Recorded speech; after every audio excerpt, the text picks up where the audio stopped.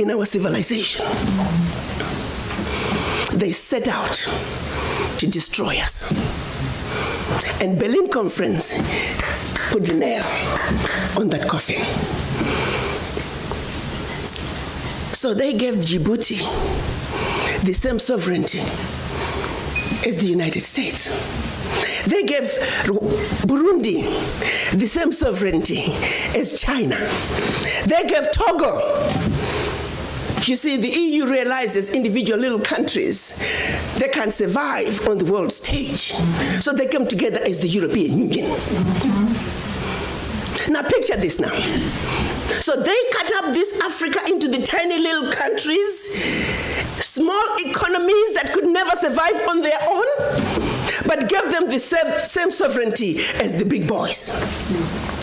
So that way, when the little bitty countries go to the world stage for the purposes of development and discussing trade, they're wannabe boxers who are being thrown into the heavyweight boxing ring every day.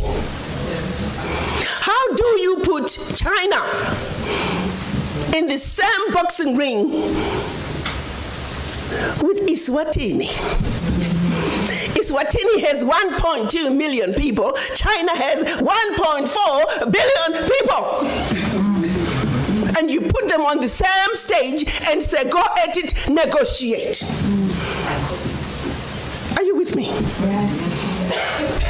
This is insanity of the highest order. How have we allowed this carnage to go on?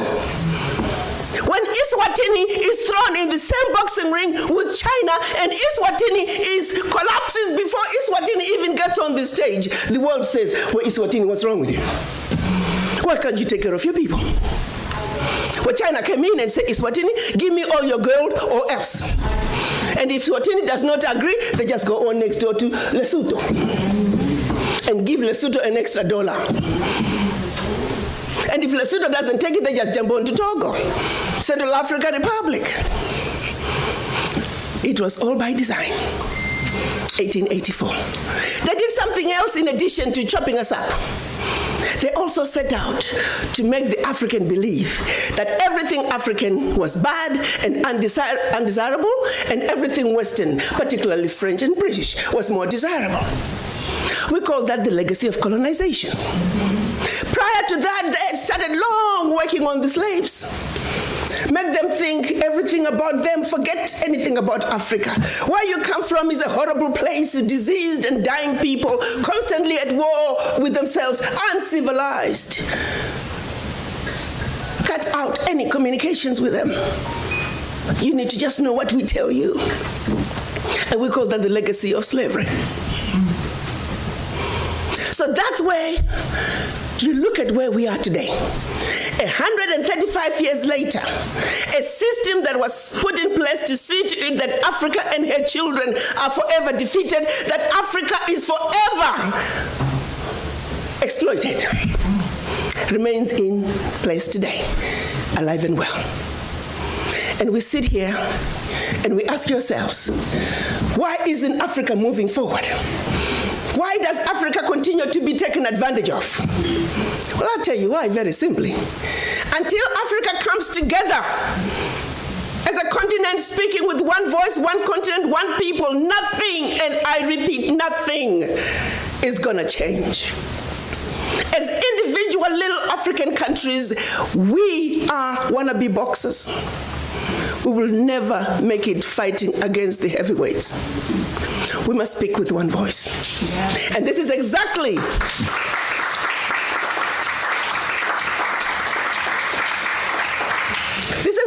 what our Pan-African leaders wanted to see happen in 1963 when they came together in Addis Ababa, Ethiopia. They clearly stated that Africa for the Africans at home and abroad, and that African Union was now.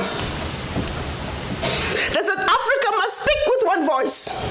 It is the only way for Africa to take its rightful place on the world stage. Sadly, when they went to Addis Ababa in 1963, they were divided. We had two factions, the Casablanca group and the Monrovia group. The Casablanca group were saying Africa for the Africans at home and abroad, and African Union now. This was Ghana, Guinea, Mali, Egypt, Morocco, Algeria, and Tunisia. Only 7. The other 25 of the 32 who attended were the Monrovia group. They were the nationalists. They said, let's go slow. Let's kind of wait on this Pan-African thing. 55 years later, 56 this year, we're still going slow. As if it wasn't bad enough that we were divided up into the tiny little countries that we are today. The gift that Berlin Conference gave us. One other thing that France did between 1958 and 1961 in the name of giving us our independence as African countries. France forced the Francophone, and I hate that terminology. There is no such thing as Francophone, Anglophone. They made it up. But for the purposes of communication, I will use that. 14 of those countries, they said, in order for you to get your independence from us, you must sign this document. You thought they could have found a better name for the document. The document was called the Pact for the Continuation. I repeat, the Pact for the Continuation of Colonization. We are talking about giving you independence, but sign this pact for the continuation of colonization in a different format. And I'm going to highlight some of those issues that they said you must agree to if you are going to be independent. Hello. Maybe we need to redefine the meaning of independence for the French.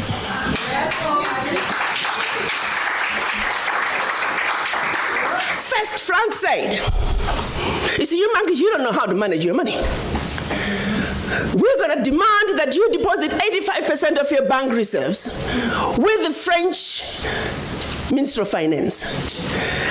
Under the French Central Bank, under the control of the French Minister of Finance. France is then going to take your 85% bank deposits from each and every one of you. Deposit those funds in the French stock market under the French name. And you may or may not know the returns. Today, as we speak, the latest figures are saying for every 14 billion that France invests in the stock market from Africa, they are realizing upwards of 300 billion in return.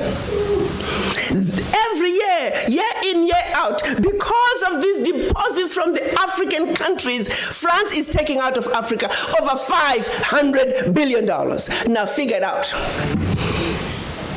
For every 14 billion, the returns on the investment are over 300 billion, and they are taking over 500 billion. So in actuality, France is taking out of Africa trillions of dollars year in and year out from us poor people, Africans. Back to the pact. So should you want to access some of your money that you have deposited with France, you have to submit your country's financial returns. And if approved, you get to get it as a loan. You can only access up to 20% of your money year in, year out as a loan at commercial interest rates. Your own money. As if that was not enough. They said all your minerals discovered, yet to be discovered, all your oil discovered, yet to be discovered. France and French companies have the first right of refusal. If there's anything left over that the French companies do not want, your people might have. To this day. They said you will only use the currency that we created for you because you're special Africans. We call it the CFA. There was the Central African CFA and the Western African CFA, same animal. And that France is the only one that can print it for you. 1958. Fast forward, they're still printing it for us. And if you start misbehaving, they just stop printing your money, and your country's in trouble. They also said your language of instruction shall be French, whether you like it or not. That France will have military presence in your country, that your military can only be trained by France, that you can only buy military equipment from France, that you cannot have any military alliance with your neighbor, and that in the event of war, your allegiance is only to France. And furthermore, because they have military presence in your country, they can invade you without notice should they feel that the interests of France in your country are being violated. Teach, sister, teach. Speak on, sister. Fast forward, 2019, nothing has changed. The same people who have the audacity to tell us that we are poor countries, they are taking trillions out of Africa every year. And what is the African doing? Like an obedient, programmed black man, we just give in. We know the facts, but we just do nothing about it. Now, you have to say some of the fears are real, because if France that has sold you inferior equipment to theirs, France that has trained your military to be inferior to their military, they are now in your country. They can invade you. They have the permission to do so. They can destabilize you. And then one might say, why is it that African leaders haven't done anything about this deplorable situation? Well, let me tell you, my brother and sister, they have tried. Documented to this day, 22 coups where leaders were assassinated. France had something to do with it. The first 7, when they decided they were pulling out of the CFA and that they're going to print their own money, they were assassinated. Every time an African leader has tried to do what's best for their country, they were assassinated. Majority of them aided by France. It's a known fact. And then others, they were just mercenaries who felt that when there was a natural resource discovered in one country, they wanted to create a coup. So while the country is thrown into a civil war, they're siphoning the natural resource. We know of one particular story that had we not known about it, it would have been, oh, there we go again, the Africans. In about 25 years ago, a group of young, rich white kids were having fun in Cape Town. They found out that there was oil in Equatorial Guinea that had just been discovered, and they wanted it.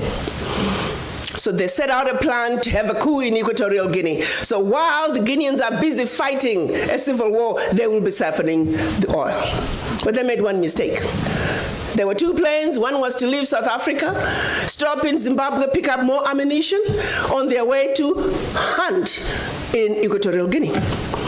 Another plane was taking off in the Caribbean that had this puppet diaspora who was supposed to be the next president. Mugabe wondered why such young people needed such powerful ammunition to go hunt in Equatorial Guinea. In doing his research further, he found out that this was a coup in the making. He allowed them to land in Zimbabwe. They loaded their plane, and just before takeoff, they were all arrested. The ringleader of that group was none other than the son of the former Prime Minister of the United Kingdom, Margaret Thatcher. She had to fly to Zimbabwe and paid handsomely to get her son out. The last one of those prisoners left Zimbabwe about 6-7 years ago. Had these young people succeeded, it would have been another coup.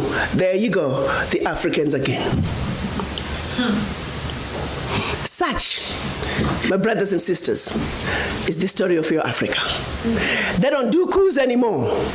They simply create instability.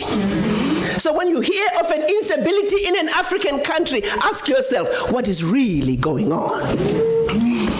Because what they are telling you is really going on is just a shiny object. The real issue is over here. And you need to stop before you start being used as an instrument of your own self-destruction. She's did it. That is so powerful, and it's so true. I spent a lot of time on the continent, and it is beyond disturbing to see the after effects of the reality of the exploitation that continues to go on there. And I am so happy that she had the opportunity, that you got the opportunity to capture her, breaking that down. Because one thing I can say that I think is important that African Americans understand is that white supremacy is stunningly consistent. I don't care where it appears on this planet. If it appears in the form of colonization of the motherland, if it appears in the form of slavery, white Jim Crow, and oppression here in America, if it appears in the form of oppression of our brothers and sisters in South America, it is stunningly consistent. They utilize the same methods everywhere, killing our leaders, exploiting us economically. It is the same. And so when we try to segregate ourselves and say that as African Americans, our experiences are way different, let me just say, we do have a distinct culture, but we have a very similar history and a very similar contemporary reality when it comes to dealing with the after effects of supposed white supremacy. So Shannon, what this initiative is that, first of all, there were a number of African leaders that were educated at HBCUs, Kwame Nkrumah, and many others, of course, who led Ghana, and the first prime minister was educated HBCUs. And so what they're trying to do is link many of those countries on the continent to HBCUs. Morgan State's president, Dr. David Wilson, talked about them establishing a footprint there as well. And there's going to be, they'll be taking a trip there August 1st through the 10th and trying to do more. And so it's called the HBCU Africa Homecoming. Today was their media launch. Go ahead. You know, seeing this and hearing this, it's heartbreaking, you know, to understand that this has been going on from back then to a little bit further, to now, you know, and it's not something that I would hazard a guess that many African Americans are aware of. Not in the full detail. And as a matter of fact, I made a point when I stood up there. I said probably if you asked 98% of black folks about the 1884 Berlin Conference, they would have no idea what you're talking about. 99.9. So you know, we get so wrapped up in our struggles here, we forget that there are similar struggles that really are not as dissimilar as people would like to say, that are going on in all other parts of the world, specifically Africa and South America. And Teresa, what's important here is the ability to be able to connect, and that is to connect African Americans with the continent. When you talk about the natural alliance is there, but you got to have folks who hook it together. Reverend Leon Sullivan, of course, the late Leon Sullivan, he did this for many years out of Philadelphia, having the annual conferences there as well. And it's interesting because one year they were going to have one of the annual conferences there, and I had these folks who, matter of fact, I probably still have the emails around here somewhere. And I was one of the folks they were trying to invite, and I couldn't go, but they were sitting here blowing me up. No, you shouldn't go because, this particular leader here, what they have done, in terms of, how corrupt they are. And I'm sitting there going, we can say that about a whole lot of folks here as well. Heck yeah. And the reality is they need our help. We need their help as well. So why would we not work together?